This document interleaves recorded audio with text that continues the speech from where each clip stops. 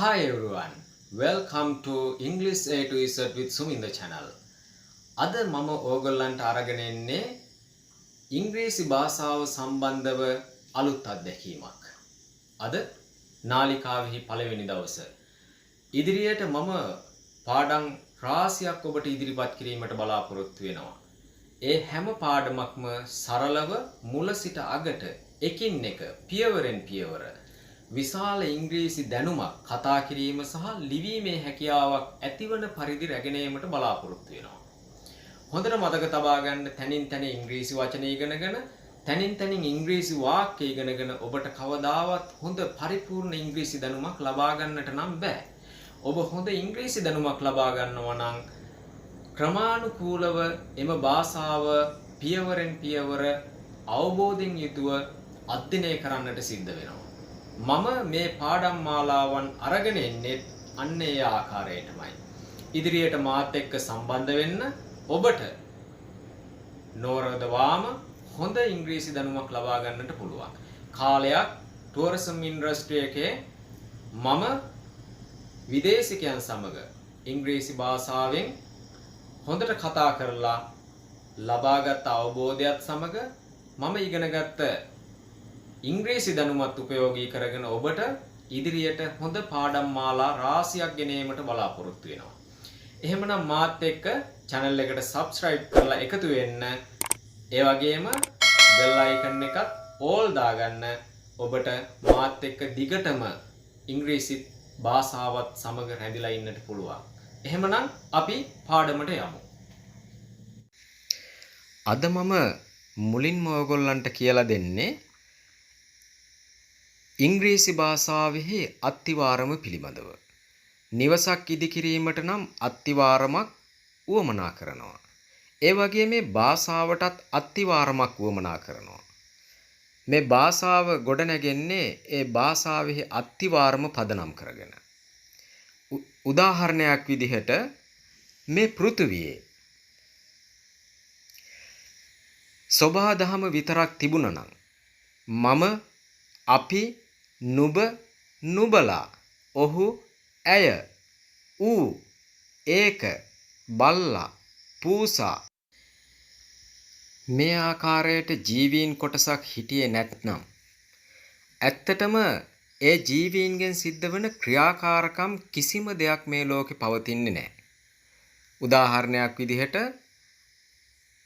රාජා කඩේට යනවා නම් රාජා කියලා කෙනෙක් මේ පෘථිවියේ හිටියේ නැත්නම් ඒ කඩේට යන ක්‍රියාවලිය සිද්ධ වෙන්නේ නැහැ. එහෙමනම් මේ ඉංග්‍රීසි භාෂාව සම්පූර්ණයෙන්ම ඉංග්‍රීසි භාෂාව පමණක් නෙමේ ඕනෑම භාෂාවක් සම්පූර්ණයෙන්ම ගොඩනැගිලා තියෙන්නේ යම්කිසි ක්‍රියාකාරකමක් කරන්නෙක් පදනම් කරගෙන. ඒ ක්‍රියාව සිද්ධ වෙන්නේ යම්කිසි ක්‍රියාව කරන්න පුජ්‍යලයක් හෝ සතෙක් හෝ දෙයක් හෝ පදනම් කරගෙන. ප්‍රධාන වශයෙන්ම සතෙක් වෙන්න පුළුවන්, පුජ්‍යලයක් වෙන්න පුළුවන්. මෙන්න මේ අවබෝධය අපි තුල තියෙන්න ඕන. මෙන්න මේ අවබෝධය අපි තුල තිබුණොත් තමයි අපිට වාක්‍යයකට සබ්ජෙක්ට් එකක් තෝරගන්න පුළුවන් වෙන්නේ. සබ්ජෙක්ට් එක කියලා කියන්නේ වාක්‍යයක ඒ වාක්‍යෙහි ක්‍රියාව සිද්ධ කරන කෙනා. ක්‍රියාව සිද්ධ කරන කෙනා. ඉංග්‍රීසි භාෂාවෙහි මේ ක්‍රියාවට කියනවා verb එක කියලා. මේ verb එක සිද්ධ කරන්නේ කවුද? subject එක. සිංහල භාෂාවෙන් කර්තෘ විදිහට හඳුන්වනවා. එහෙමනම් හොඳට මතක තියාගන්න මේ ලෝකයේහි යම්කිසි ජීවියෙක් විසින් යම්කිසි ක්‍රියාවක් සිද්ධ කරනවා නම් ජීවීන් පමණක් නෙමෙයි අජීවී දේවල් වලින් පවා ක්‍රියාකාරකම් සිද්ධ වෙනවා. සෙලවෙනවා, කඩාගෙන වැටෙනවා. අන්න ඒ වගේ ක්‍රියාකාරකම් සිද්ධ වෙනවා. අන්නේ ක්‍රියාවන් සිද්ධ කිරීමට මුල් වෙන පුජ්‍යලයා හෝ දෙය තමයි සබ්ජෙක්ට් එක කියලා කියන්නේ. එතකොට සබ්ජෙක්ට් එකක් තෝරගන්න මම අද ඔයගොල්ලන්ට කියලා දෙනවා ඉංග්‍රීසි භාෂාවෙහි අත්තිවාරම වගේ පවතින පුරුෂ භේද තුනක් පිළිබඳව. මේවට කියනවා three persons කියලා. පුරුෂ භේද තුන. මේ පුරුෂ භේද තුන ඔයගොල්ලන්ට පේනවා singular plural කියලා. ඒක වචන බහුවචන ස්වරූප දෙකකට බෙදලා තියෙනවා. ඒක වචන කියලා කියන්නේ තනි කෙනෙක් විසින් සිද්ධ කරන දේවල්. බහුවචන කියලා කියන්නේ එකකට වැඩි දෙකක් හෝ තුනක් හෝ පුජ්‍යලව වෙන්න පුළුවන් දෙයක් වෙන්න එකකට වැඩි නම් බහුවචන ස්වරූපයට වැටෙනවා.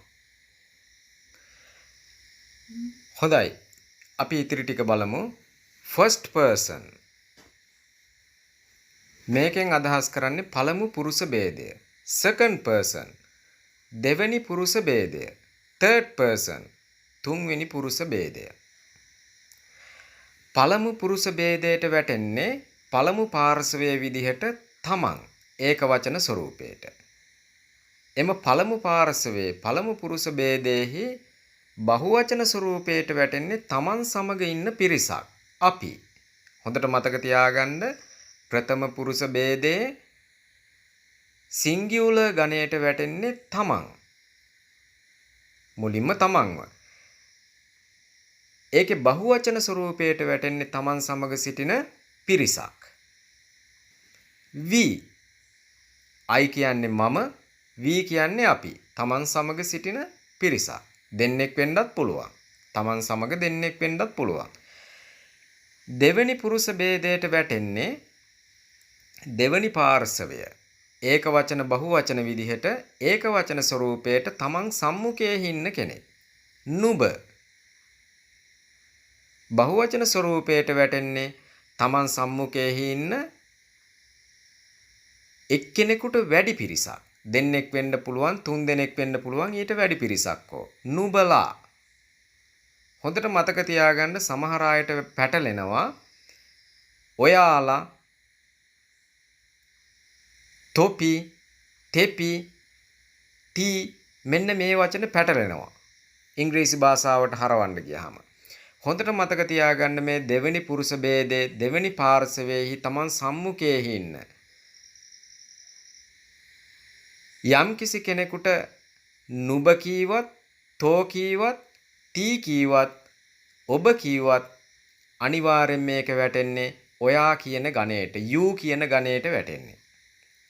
තී කියන්නේ ස්ත්‍රීලිංග ભેදය. ඒ වගේම තමන් සම්මුඛයේ ඉන්න you කියන වචනයට තොපි, තෙපි, නුඹලා මෙන්න මේ වචන සියල්ලම වැටෙන්නේ you කියන කාණ්ඩයට. දෙවෙනි පුරුෂ භේදයේ බහුවචන ස්වරූපයට. ඒ වගේම තුන්වෙනි පුරුෂ භේදයේ තුන්වෙනි පාර්ශවයේ විදිහට ඒක වචන ස්වරූපය singular form එක he. ඔහු. මෙයා තමන් ළඟ තමන් සම්මුඛයේ ඉන්න කෙනෙක් නෙමෙයි.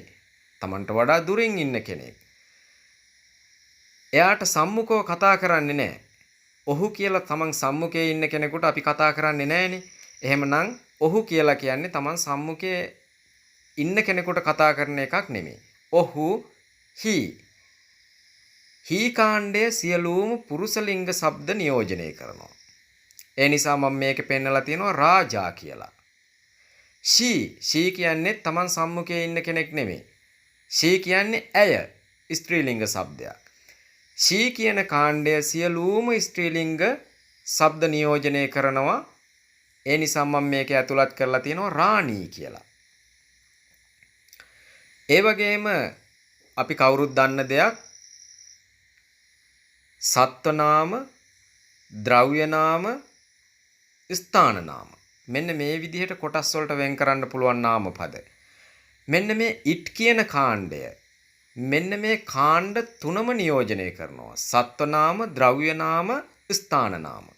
ඒ නිසා මම මේක පෙන්නලා තියෙනවා it කියන්නේ ඌ ඒක. ඌ කියන්නත් පුළුවන්, ඒක කියන්නත් පුළුවන්. ඒකට මම උදාහරණ විදිහට පෙන්නලා තියෙනවා dog බල්ලා, table මේසය, temple පන්සල. මෙන්න මේ විදිහට ස්ථාන නාම, ද්‍රව්‍ය නාම, සත්ව නාම මේ it කියන කාණ්ඩයට ඇතුල් කරන්න පුළුවන්. මෙන්න මේ තුන්වෙනි පුරුෂ භේදයේ තුන්වෙනි පාර්ශවයේහි බහුවචන ස්වරූපයේ විදිහට අපිට ඇතුළත් කරන්න පුළුවන්. ඉංග්‍රීසි භාෂාවේ ඇතුළත් කරලා තිනවා they. ඔව්හු ඒගොල්ලෝ. ඔව්හු ඒගොල්ලෝ. මෙන්න මේ කාණ්ඩයට මම උදාහරණ පෙන්නලා තියෙනවා he and she. he and she දෙකක් තිබුණොත් බහුවචන ස්වරූපයක්. ඔහු සහ ඇය. ඒ වගේම තමා බල්ලා සහ පූසා, dog and cat, temple and school, පන්සල සහ පාසල. මේ සියල්ලම බහුවචන ස්වරූපයට ගන්න පුළුවන්. හොඳට මතක තියාගන්න අද ඉඳලා ඔයගොල්ලෝ ක්‍රියාවකට පුජ්‍යලයක් තෝරගද්දි හෝ දෙයක් තෝරගද්දි three persons වලින් තෝරගන්න. subject එක විදිහට three persons වලින් එකක් තෝරගන්න. මෙන්න මේ three persons තමයි ක්‍රියාවක් සිද්ධ කරන්නේ. එහෙමනම් වාක්‍යයක අත්තිවාරම විදිහට අපි ගන්නෙ මොකද්ද? මේ three persons වලින් first person හෝ second person හෝ third person හෝ ගැළපෙන විදිහට යොදා ගන්න ඕන. අද ඉඳලා වරද්ද ගන්න එපා. subject එක මුලට යොදන්න. subject එක විදිහට තෝරගන්නේ three persons වලින් එකක්.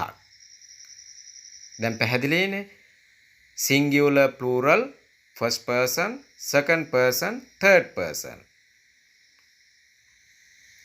First person singular form I, plural form we. Second person singular form you, plural form you. Third person singular form he, she, it, plural form they. he කාණ්ඩයේ සියලුම පුරුෂ શબ્දත්, she කාණ්ඩයේ සියලුම ස්ත්‍රීලිංග શબ્දත්, it කාණ්ඩය ද්‍රව්‍ය නාම, සත්ව නාම, ස්ථාන නාම යන මේ සියල්ලත් නියෝජනය කරනවා. they කියන්නේ බහුවචන ස්වරූපය. මෙන්න මේක පදනම් කරගෙන තමයි ඉංග්‍රීසි භාෂාව ගොඩ නැගෙන්නේ. මෙන්න මේ කොටාසෙන් third person singular form එකේ වර්තමාන කාල ભેදය ඊටාම වැදගත් වෙනවා. ටිකක් පැටලී සහගතයි. ඒ නිසා ඒ පිළිබඳව ඉගෙන ගන්න කලින් මෙන්න මේ අත්තිවාරම පිළිබඳව හොඳ අවබෝධයෙන් සබ්ජෙක්ට් එකක් තෝරගන්න පුරුදු වෙන්න. එහෙමනම් සියලු දෙනාටම හෙට දවස හොඳ ඉංග්‍රීසි අවබෝධයකින් යුක්ත හෙට දවසක් වේවා කියලා මම ප්‍රාර්ථනා කරනවා.